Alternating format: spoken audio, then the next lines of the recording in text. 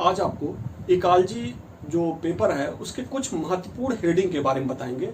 महत्वपूर्ण टॉपिक हैं, वो एग्जाम में अक्सर आ रहे हैं। ठीक है, हर साल देखा गया है, 1-2 साल छोड़ के तो आ जा रहे हैं। उसमें कुछ महत्वपूर्ण टॉपिक है जैसे इकोटोन, इकैड, इकोफिन, इकोटाइप, एज इफेक्ट। बहुत अच्छे अच्छे टर्म है ये और एग्जाम में अक्सर आ रहे हैं। सबसे पहले हम आज देखेंगे इकोटोन को। क्या होता है इकोटोन? ठीक है, इकोटोन क्या है? इकोटोन एक ट्रांजिशन जोन है। क्या है? ट्रांजिशन जोन है। ठीक है, दो कम्युनिटी के बीच का, दो कम्युनिटी के बीच का एक ट्रांजिशन जोन है, उसे क्या कहेंगे? इकोटोन। जैसे देख लेते हैं,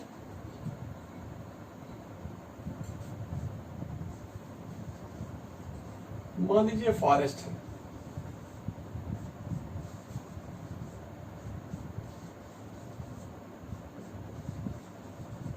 ये टेरेस्ट्रियल इकोसिस्टम है। ठीक है ना? और यहीं पे देखते हैं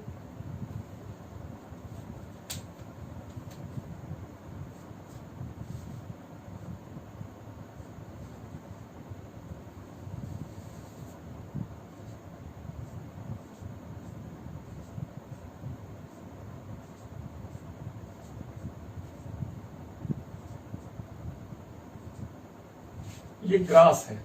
ठीक है ना? और कुछ बीच बीच में ये पेड़ दिखाई पड़ रहे हैं।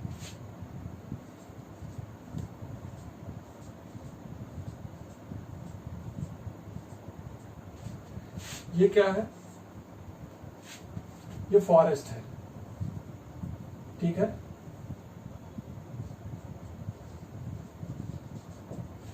इधर क्या है?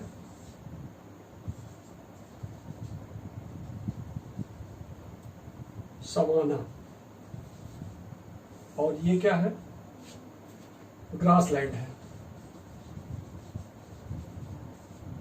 ठीक है, तो फॉरेस्ट और ग्रासलैंड के बीच देखा जा रहा है, बीच में सवाना है। सवाना में क्या हो रहा है? सवाना क्या होता है? बड़ी बड़ी घासें होती हैं जिसमें स्कैटर्ड प्लांटी प्लांट पाए जाते हैं। क्या होती है? बड़ी बड़ी घासों के बीच में ये पेड़ पाए जाते हैं, बीच बीच में पेड़ पाए जाते हैं, उसी को क्या कहते हैं? सवाना। तो ये जो जोन होता है ये ट्रांजिशन जोन है। यही किस रूप में कार्य करता है? इकोटोन के रूप में। तो इकोटोन दो कम्युनिटी के बीच का जोन होता है। इकोटोन क्या है? एक ट्रांजिशन जोन है बिटवीन टू कम्युनिटी। एक फॉरेस्ट हो गया, एक ग्रासलैंड हो गया, उसके बीच की कम्युनिटी का समाना हो गया इकोटोन। ठीक है, ऐसे और एग्जांपल देख लेते हैं इसके।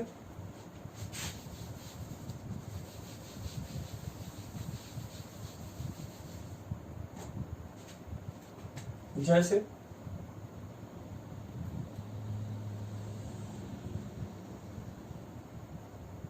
मान लीजिए यहां पेड़ लगे हुए हैं, ये टेरेस्ट्रियल इकोसिस्टम है। ठीक है, और ये एरिया थोड़ा सा वेटलैंड हो गया। और इधर क्या है? एक्वेटिक है। इधर जो कम्युनिटी है एक्वेटिक है। ठीक है, ये वाला जो पोर्शन है टेरेस्ट्रियल, और ये वाला पोर्शन क्या है? एक्वेटिक। और ये क्या हो गया? वेटलैंड। तो वेटलैंड वाला जो एरिया हुआ वो क्या हुआ? इकोटोन। वेटलैंड वाला एरिया क्या हुआ? इकोटोन। एक ट्रांजिशन जोन है बिटवीन दो कम्युनिटी के बीच का, टेरेस्ट्रियल और एक्वेटिक। ठीक है, और जो इकोटोन होते हैं वो डायवर्सिटी रिच होते हैं, वहां की बायोडाइवर्सिटी ज्यादा होती है। इंपॉर्टेंट है, इकोटोन वह एरिया जहां की बायोडाइवर्सिटी ज्यादा होती है। ठीक है, अब इसी में हम देख लेते हैं एक उसका भी देख सकते हैं, एस्चुरी का भी। एस्चुरी क्या होता है? ये कोई रिवर आ रही है और रिवर किससे मिल रही है? किसी मान लीजिए ओशियन से मिल रही है। रिवर किससे मिल रही? ओशियन से।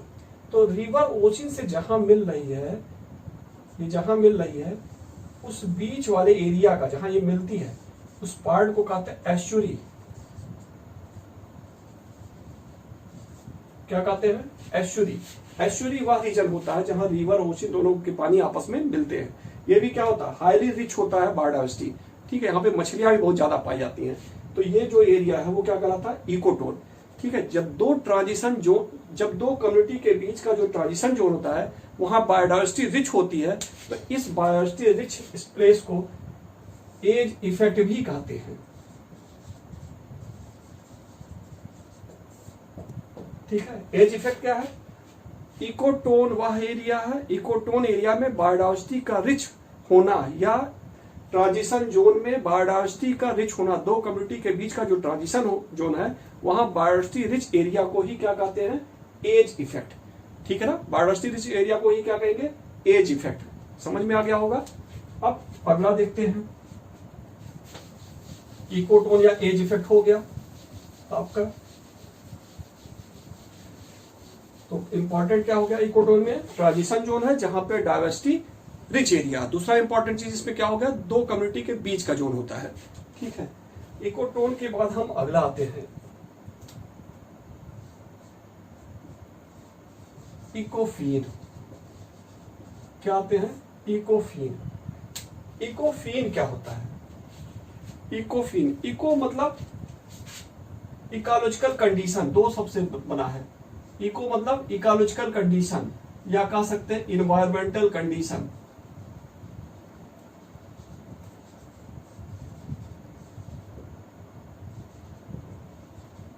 और फीन मतलब होता है फिनोटाइप।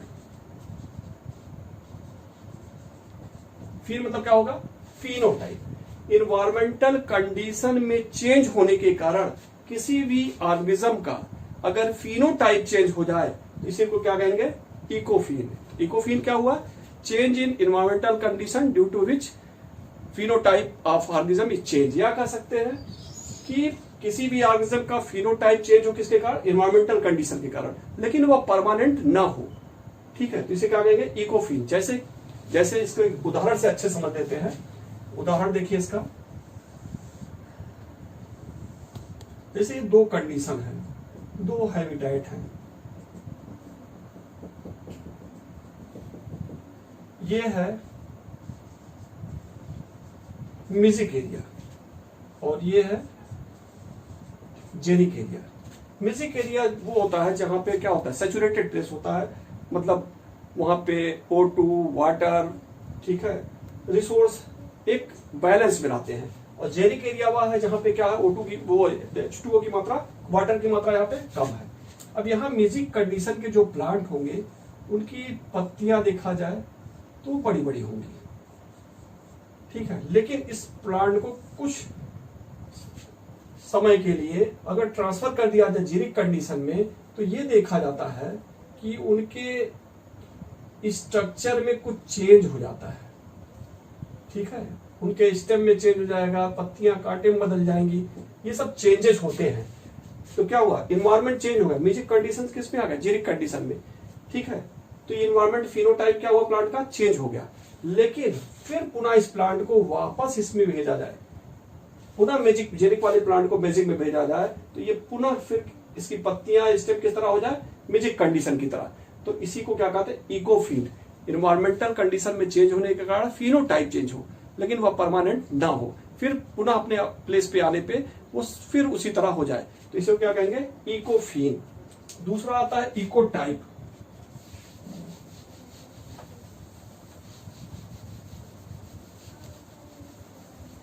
इकोटाइप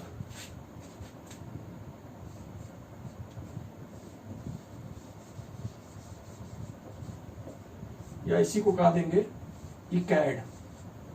इकोटाइप या इकैड। इकोटाइप या इकैड क्या होता है, अगर इन्वायरमेंटल कंडीशन चेंज होने के कारण किसी भी ऑर्गेनिज्म का जीनोटाइप चेंज हो जाए, ठीक है, कोई कैरेक्टर नया आया तो वो फिक्स हो जाए, पुनः वो वापस अपने पुराने वातावरण में आता है तो चेंज ना हो। ठीक है, तो इसे क्या कहते हैं, इकोटाइप। जीनोटाइप में जब चेंज हो जाए इन्वायरमेंटल कंडीशन के कारण उसे क्या कहेंगे, इकोटाइप। जैसे वही फिगर फिर देख लेते हैं, ये म्यूजिक कंडीशन है और ये क्या है, जेनिक कंडीशन, ड्राई कंडीशन। और यहां का जो प्लांट था ये उसकी लीफ हो गई।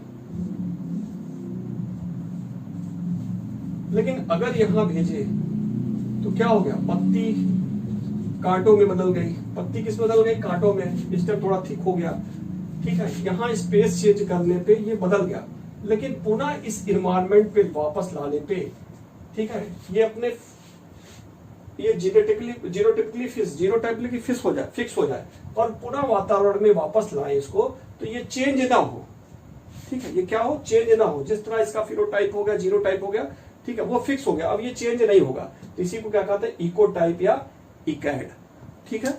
तो ये छोटे छोटे हेडिंग थे, इकोटोन, एज इफेक्ट, इकोटाइप, इकोफीन, ठीक है।